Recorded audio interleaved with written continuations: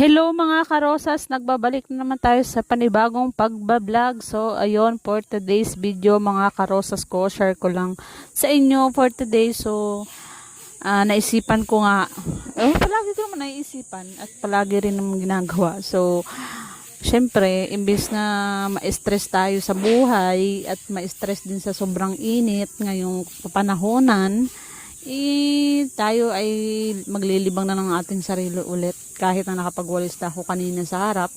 So lilibutin natin ang buong mundo, char. So lilibutin ko ang hindi ko na pala napakita yung windlass ko sa kabilang side. So dito lang ako sa right side yung napakita ko ngayon sa video. So kasi kakakuha ko lang din ng cellphone galing sa pa-charge sa kapitbahay. So sa mga hindi pala nakakaalam, dito sa bahay ng ate ko is solar, ang gamit lang namin, solar panel lang. So pag mag-charge kami ng phone or radio or kung something, sa kapitbahay kami nakikicharge. So kung makikita niyo dyan mga karosas ko, at ayan na ngayon nagwawalis ho ako dahil sa sobra hong sakit ho ng marami po pala lang nagagawa ang masakit ang pakiramdam.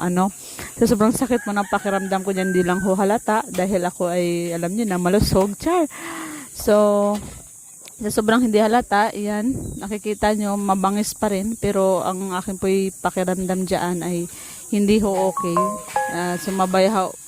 Sumabay pa ho ang aking monthly, alam nyo na ho yan, mindset nyo na ho yan. So lahat to ng kalawasan o pangangatawan ko dyan, feeling ko ako binugbog. So sa sobra hong sakit ho ng aking pangangatawan, mainit rin ang aking ulo pag lalo na yung nakakita ng dumi. Kaya imbis ho ako'y ma-stress sa mga bata, abay nagpatanggin yun.